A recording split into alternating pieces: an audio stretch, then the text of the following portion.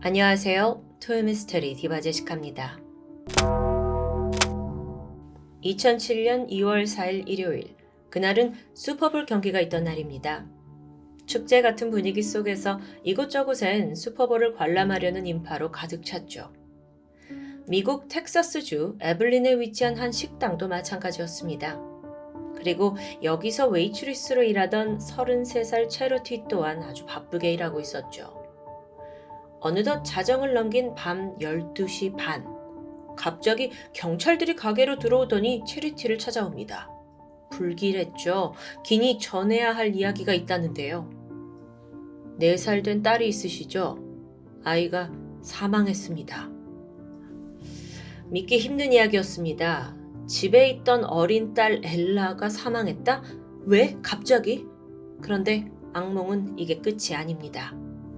엄마 체리티의 머릿속을 스치는 또 한 사람, 집에 남아있던 큰아들 페리스인데요. 체리티는 남편 없이 홀로 아이 둘을 키우고 있었습니다. 아들 페리스는 겨우 13살이었죠.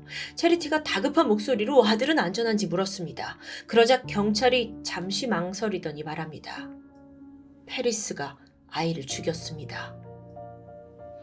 1시간 전인 2월 4일 밤 11시 42분. 911에 한 통의 신고 전화가 들어옵니다. 앳된 목소리의 소년인데 자신을 13살의 페리스라고 밝혔죠. 그때 실제 음성 함께 들어보실까요? Abilene 911. Hello? Abilene 911, go ahead. I accidentally killed somebody. You think you killed somebody? No, I know I did. I woke up and I was hallucinating. You were hallucinating? Yes, and I thought my sister was a demon and I killed her. I want you to start CPR, okay? No, I know for a fact that she did because I... Do you want to go ahead and try? It might still help, okay? No, I don't need to hope because... Come on, Darius, work with me. I want you to put your hands on her chest, okay? And I want you to push 30 times. I want you to count. 1, 2, 3, 4, 5, 6, Harris? 그러니까 전화 내용인즉슨 페리스가 환각에 빠져서 4살 된 여동생 엘라를 악마로 착각했다고 합니다. 그래서 잠든 여동생을 칼로 여러 번 찔렀고 정신을 차린 후에야 911에 신고를 하는 것 같은데요. 구조대가 긴급하게 현장에 출동했는데 엘라는 이미 싸늘한 시신이 되어 있었습니다. 피가 낭자한 침대에 엎드린 채 몸에는 여러 군데 찔린 상처가 남아 있었죠. 범인이라고 자처하는 페리스는 어쩐지 차분한 표정으로 동생 곁을 지키고 있었습니다. 아이는 즉각 경찰에 체포되었고요. 엄마 체리티는 다음날 새벽이 되어서야 구치소에 있는 아들을 마주했습니다. 보자마자 꽉 끌어안고 목 놓아 울기 시작했죠. 아이가 아이를 살해한 너무도 비극적인 사건, 피해자이자 가해자의 엄마가 된 심정을 우리가 쉽게 헤아리긴 힘들 것 같은데요. 그런데 정작 페리스의 반응은 의외였습니다. 아무런 동요도 하지 않은 채 그저 우뚝 서 있기만 했어요. 어쩌면 전날의 충격에서 헤어나오지 못하는 것 같았죠. 그런데 사망한 엘라의 부검 결과가 나오면서 사건의 흐름이 완전히 달라집니다. 엘라에게서 목이 졸린 흔적과 구타의 흔적, 그리고 17번이나 칼에 찔린 흔적이 동시에 발견된 겁니다. 근데 독특한 건 이 상처들의 깊이가 매우 얕았다는 거죠. 이상하죠? 페리스가 환각 상태였고 동생을 악마로 착각해서 겁먹고 저지른 일이라고 하기에는 굉장히 느리고 천천히 범행을 저지른 정황입니다. 목도 졸랐고 구타도 했고 칼로 찌르기도 했으니까요. 게다가 앞서 911 신고를 했을 당시에 페리스가 이 상담 요원이 심폐소생술을 해라 라고 한 거 기억하시죠? 그런데 막상 현장에 있던 엘라 시신은 엎드린 채 발견되었습니다. 즉 심폐소생술을 하지 않았다는 거죠. 충격적인 건 아직 더 남아 있습니다. 페리스가 사건 당시 입고 있던 바지와 또 엘라의 옷에서 정액 반응이 나옵니다. 페리스의 휴대폰을 보는데 범행을 하기 직전에 가학적인 포르노를 시청한 기록도 있었고요. 정말 너무나 믿기 힘든 이 정황들이 막 쏟아지니까 엄마는 그제서야 좀 불길한 예감이 들었습니다. 그래서 아들을 면회 갔을 때 아주 냉정하게 묻게 되죠. 너 엄마한테 거짓말하면 안 돼? 너 혹시 동생 일부러 죽였니? 그 순간 빤히 엄마를 쳐다보던 페리스의 표정이 천천히 바뀌었습니다. 그러더니 피식 웃으면서 이렇게 말해요. 너네 존나 멍청해. 와, 왜 무슨 반응이죠? 아이가 엄마와 또 자신을 수사하는 이 수사관까지 모두 조롱하고 있는 듯 했어요. 경찰 조사는 계속됩니다. 페리스는 동생을 왜 죽였냐라는 동기에 대해서 충격적인 대답을 하게 되는데 엄마에게 복수하고 싶어서였대요. 원래는 엄마도 죽이려고 했는데 타겟을 변경했다고 합니다. 그 이유인 즉슨 죽는 때 느껴지는 고통은 10분, 15분이면 끝나지만 엄마가 자식이 죽었다면 평생 동안 고통을 느낄 것 같다고 생각했다는 거죠. 그러니까 엘라를 죽임으로써 엄마가 더 고통스러울 거라는 이야기. 와, 아니 도대체 왜 엄마를 향해서 이토록 강한 적개심을 갖고 있는 걸까요? 혹시 학대를 받았던 건 아닐까요? 이 사건을 이해하기 위해선 일단 체리티의 삶 전반을 좀 살펴볼 필요가 있습니다. 1974년생인 체리티는 큰 운송회사를 운영하는 아버지 덕분에 어릴 때 경제적으로 꽤 풍족한 유년 시절을 보냈어요. 하지만 6살이 되던 해에 아버지가 갑자기 세상을 떠나면서 혼란이 시작되죠. 이후의 삶은 안정적이지 않게 흘러갑니다. 엄마 카일라가 남편의 죽음 이후에 7번의 재혼과 이혼을 반복해요. 근데 또 이 와중에 딸 양육에는 그닥 관심이 없어 보였죠. 돈은 궁핍하지 않았지만 체리티는 완전히 방치가 된 채 무관심 속에서 성장합니다. 그녀는 점점 반항을 했고요. 17살에는 끝내 헤로인에 중독되고 말아요. 근데 이때 친엄마의 반응이 좀 놀라운데 딸한테 $100를 주면서 아예 집을 나가서 마약할 곳을 찾아서 살아가라고 아주 단호하게 얘기하죠. 일반적인 엄마의 반응이라고 볼 수는 없을 것 같은데요. 이후 체리티는 혼자서 삶을 꾸려나갔고 한편 약도 끊을 수 없었습니다. 그렇게 삶이 더 피폐해질 무렵 자신이 임신했다는 걸 알게 돼요. 아이 아빠는 알려지지 않았고요. 근데 그때부터 체리티의 삶이 완전히 뒤바뀌죠. 그녀는 삶에 대한 강한 의지를 느꼈는지 즉시 약을 끊었고요. 뱃속에 있는 아이를 위해 악착같이 살아갑니다. 1993년 10월 10일 체리티는 건강한 남자아이를 출산했고 그게 바로 아들 페리스입니다. 페리스는 어릴 때부터 굉장히 영특했다고 해요. 특히 창의성과 예술 분야에 거의 천재적인 두각을 나타냈는데 IQ 검사에서 받은 점수가 무려 141입니다. 참고로 IQ가 보통 140이 넘으면 천재로 불린다고 하죠. 엄마 체리티는 페리스가 내 인생을 거의 구했다라고 말하고 다닐 정도로 아들을 끔찍히 여겼습니다. 사실 그동안 살아오면서 가족의 부재가 그녀에겐 큰 상처였죠. 아빠 어릴 때 돌아가시고 엄마는 많은 남자들과 어울렸지만 딸에게는 매정했으니까요. 그렇다 보니 체리티는 내 자식만큼은 사랑 속에서 자라나게 하길 간절히 바랬던 것 같습니다. 그로부터 8년 후 체리티는 당시 사귀던 남자친구와의 사이에서 둘째 딸 엘라를 얻게 됩니다. 안타깝게도 그 남친과의 관계는 금방 끝이 났다고 해요. 하지만 어느새 아들 페리스와 딸 엘라까지 소중한 두 자식이 생기게 된 거죠. 그런데 페리스의 이상 행동이 감지된 게 아마 이때쯤이었던 것 같습니다. 둘째를 임신했을 때요. 아이가 동생의 존재를 굉장히 격렬하게 부정을 하는데 그 거부 반응이 거의 임신 내내 계속됐다고 해요. 엄마가 걱정이 되긴 했지만 첫째가 둘째를 질투하는 건 좀 흔하게 있을 수 있잖아요. 그래서 시간이 지나면 괜찮겠지 싶었습니다.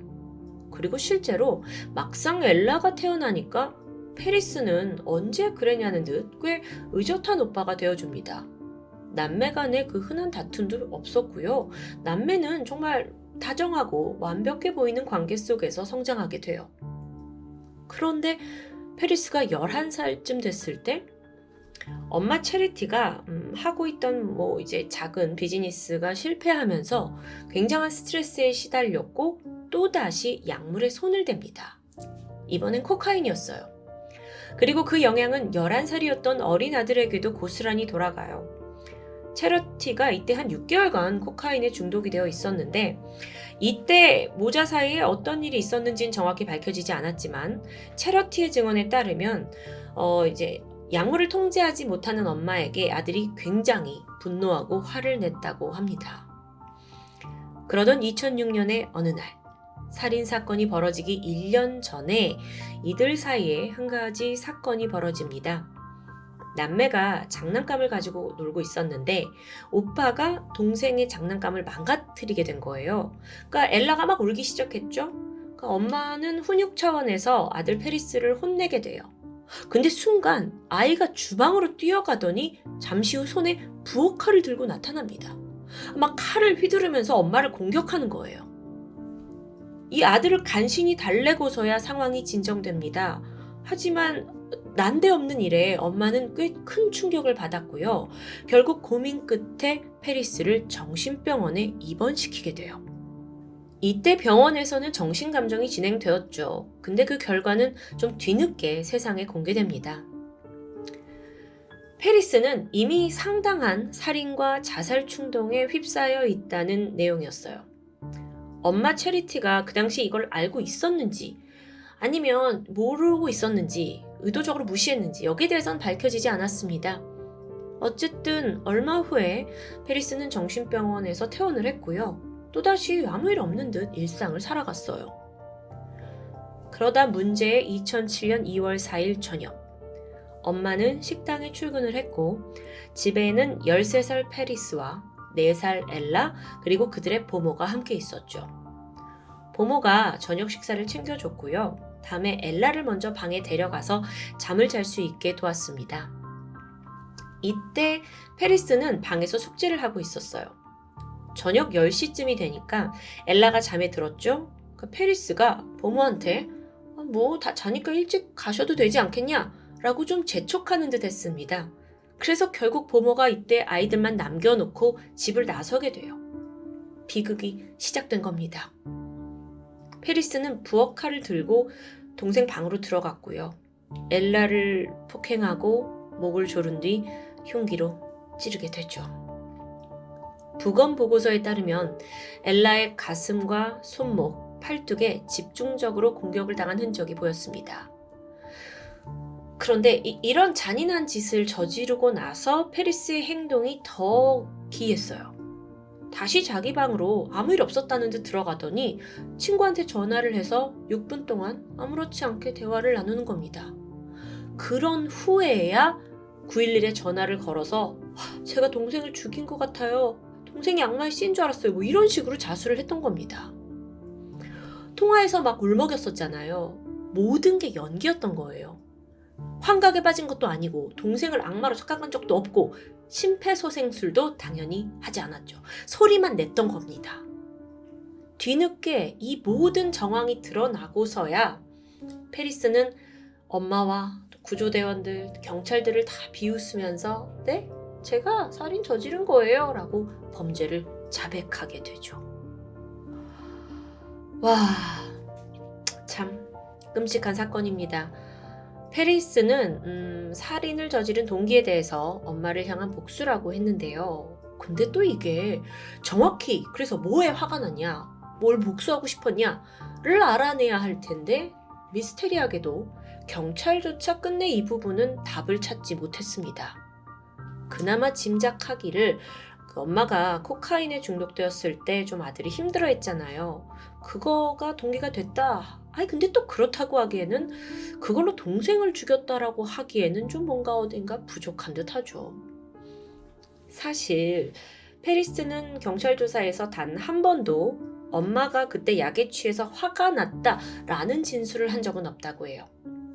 그래서 일각에서는 여러 분석이 나왔지만 엄마가 엘라를 임신했을 때 동생에 대한 질투를 느꼈고 이에 이제 4년이 지난 후에 살인을 저지른 게 아니냐라는 이야기도 있었는데요. 아니 또 그렇다고 하기에는 지난 4년간 동생하고 너무도 우애좋게 지냈어요. 전혀 납득이 안 되는 부분이죠. 페리스는 경찰 조사에서 동생을 살인한 그 과정을 아주 세세하게 전달했습니다. 엘라를 찔렀고요. 제가 칼을 천천히 꺼냈어요. 그 느낌이 마치 마시멜로나 매트리스를 찌르는 것 같았거든요. 이런 아주 표현력이 굉장히 충격적이었다고 해요. 경찰 또한 이 진술들을 들어보면서 그가 살인을 저지르는 과정과 그 느낌을 일부러라도 좀 관찰하고 예리하게 기억하려는 듯 하는 느낌이 난다라고 말합니다.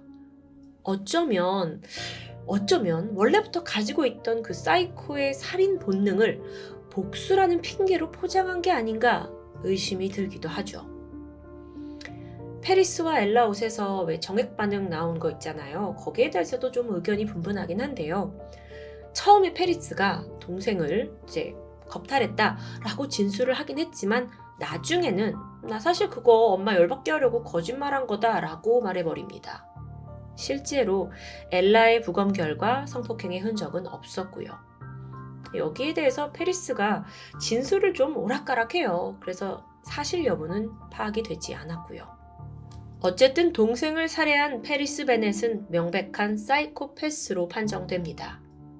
물론 전문가들 사이에서는 이렇게 어린 아이 또는 10대를 과연 사이코로 판단할 수 있냐? 이거에 대해서 의견이 좀 분분한데요. 일부의 학자들은 뇌가 아직 애들이 완벽하게 발달한 게 아니기 때문에 섣부르게 판단할 수 없다고 주장합니다. 어쩌면 그냥 어린 아이라서 한 행동이 사이코로 해석이 잘못될 수도 있잖아요. 하지만 또 반대쪽에 서 있는 전문가들은 사이코패스의 증상은 5살 미만의 어린아이에게서도 뚜렷하게 확인할 수 있다고 말하고 있죠. 다시 사건으로 돌아가서 페리스 베넷의 재판은 소년법원에서 진행됐습니다. 그리고 결국 소년범에게 내려질 수 있는 최고 형량 징역 40년이 선고되죠. 만약에 얘가 성인이었다면 종신형을 받고도 남았을 사건입니다. 재판 당시 피해자의 엄마이자 가해자의 엄마인 체르티는 이 법정에서 자기가 어느 쪽에 앉아야 할지 몰랐다고 해요. 그녀는 결국 가운데에 앉아서 재판을 지켜봤다고 전해집니다. 그리고 이제부터 이야기는 다소 이해하기 좀 어려우실 수도 있습니다. 체리티는 결국 딸을 죽인 아들을 용서합니다. 수감이 된 아들을 계속 찾아갔고요. 대화를 시도했죠. 처음엔 쉽지 않았다고 해요.